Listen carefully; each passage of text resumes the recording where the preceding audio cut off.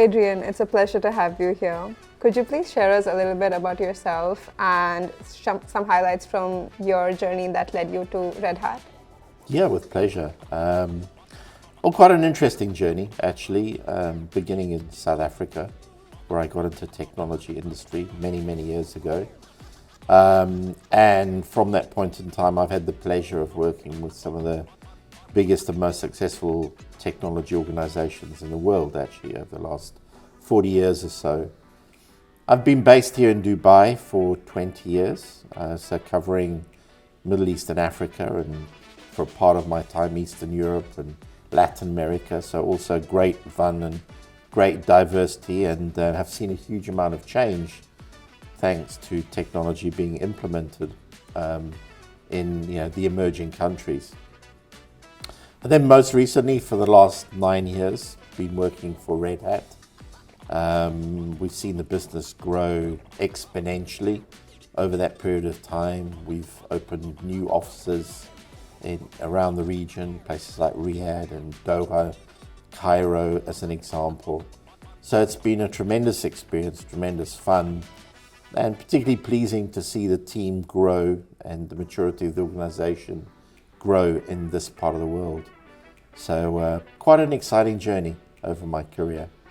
That's beautiful. So having such a rich journey that you have had so far, how do you think these experiences shape your leadership style? Well, I think from each organization that you work for, they typically have their own unique cultures which shape the way you think. And it's being in technology, you're always continually learning about technology, but equally within every organization that you're a part of, you get to take on board the positives of their culture.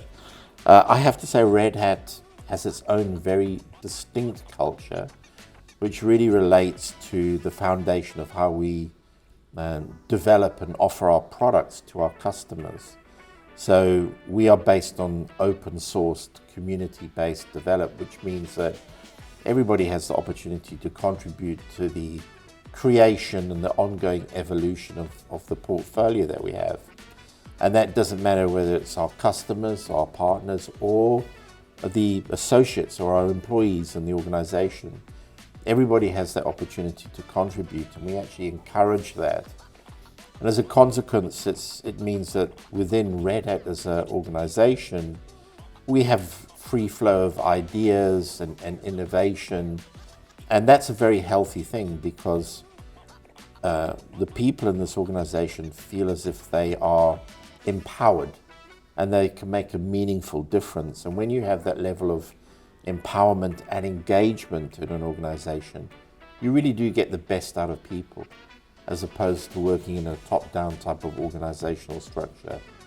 So, as I say, Red Hat has been fantastic from that perspective, and very proud to, in a leadership role, continue to drive that culture in the organization, because I'm sure it's going to help us in the years to come. That sounds amazing. So how long have you been at this office? So this is a relatively new office for us, actually. It's interestingly enough, we planned our move just as COVID was occurring.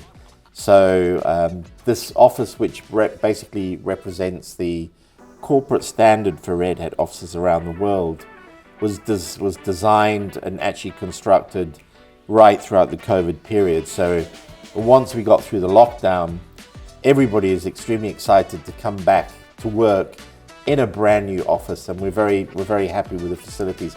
I'd love to show you around if you've got some time. Yes, please. Okay, let's go.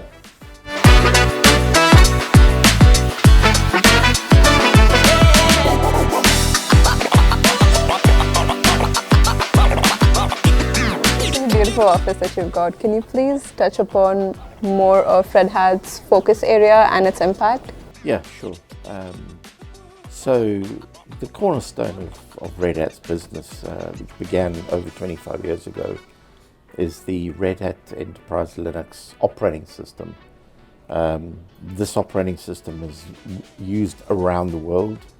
It powers most of the data centers around the world, and mission critical businesses in oil and gas, aviation, financial services utilize the Red Hat operating system in many different areas within their business. So that's a very fundamental part of what we do.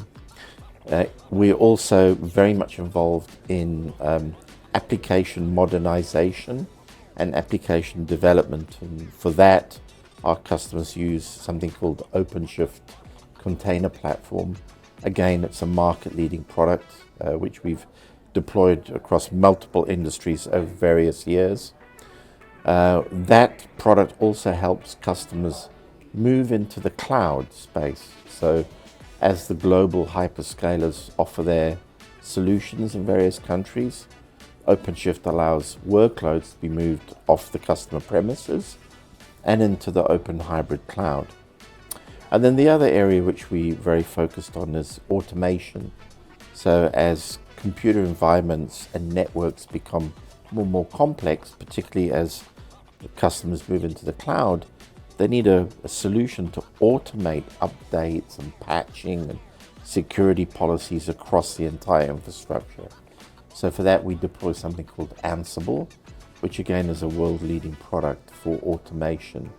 So all of these things together mean that Red Hat has a very high level of relevance for our customers, given the breadth of the solutions and how our products and technologies enable businesses to innovate rapidly, develop their business, and offer new solutions to whether it's their customers, their partners, or indeed if you're in the public sector, to citizens as well, to improve services for citizens around the entire world.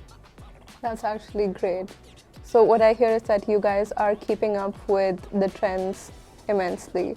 Absolutely, very much so. What yes. are the new innovations that we can look out for from Red Hat? Well, I think there's two particular areas that I want to mention. So everybody is talking about artificial intelligence now. And so we are broadening our portfolio to provide solutions that allow our customers to implement AI solutions in a very effective and efficient manner. So that is a real focus area for, and that's something that we believe is going to drive significant growth for our business as we go forward over the next couple of years. Equally, another very important area for us is virtualization. So it's allowing compute environments to become virtualized, again on the customer premises or indeed in the cloud, or a combination of both. And we're working very hard to deliver our product that allows that virtualized solution across that environment. And that's going to, again, be a very significant growth driver for us over the next couple of years. That sounds pretty innovative. Mm-hmm. It definitely is. So from your perspective, how do you think the IT landscape is evolving, and where do you place Red Hat in it? So I think we have a very unique situation in the Middle East because we've got some very progressive thinking going on at governmental levels. So, for example, here in the UAE, there's a very distinct policy and drive by the government to become a regional leader in artificial intelligence. So for us, that's fantastic because, as I mentioned a little bit earlier, we're focused on AI solution provision with our customers. So we're seeing an increased level of opportunity opening up for Red Hat in public sector and in private sector alike. So that's very, very exciting. And I just think that the way the government has set out the sort of clear vision going forward, the opportunity for technology to drive increased benefits for citizens and private citizens and private organizations is creating a really tremendous growth opportunity for our company, certainly across the Middle East region, not only the UAE. So, we're very excited about that trend. It does mean that our leadership always look for the Middle East to grow ahead of the curve against the rest of the company. But I'm very fortunate we have a fantastic team of people here. And so we're always up for the challenge. And again, I think what we've done over the the last 10 years at least, is we've built a level of trust with our customers, where they have come to rely on us and work with us very, very closely in helping their business evolve and become more competitive in this part of the world. That's great. I think your vision really helps you run parallelly with the Middle East's vision and growing as well. Yeah, absolutely. Yeah. What emerging technologies do you believe will disrupt the space and impact the open source area more in the coming years? Well, I think everybody's talking about artificial intelligence and the impact that that's going to have. It is going to be interesting over the next couple of years to see really how that plays out, and is it going to make, as a human being, is it going to make our life easier, or is it going to make our life more complex, and so on.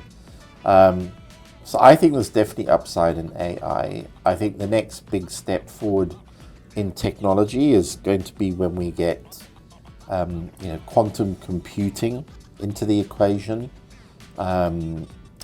I know that there's a lot of work going on in that domain right now, but that's a very scarce resource at this time. But when we get a little bit more mainstream towards quantum computing, the capability of those platforms in conjunction with open source technologies and the advancement of AI is going to have a very, very significant impact on everybody's lives and how we work, live, play, learn. It's going to be significantly impacted by quantum computing. Whether or not I'll still be in the industry at that stage of my life remains to be seen, but I think quantum, open source, AI are going to be the things to look out for as we go forward over the next decade. That actually sounds amazing, and thank you so much for spending time with us. It was a pleasure talking to you. Likewise, it's always great to be able to talk about Red Hat and to talk about what open source is doing in the marketplace. So it's a pleasure. Come back anytime. Thank you.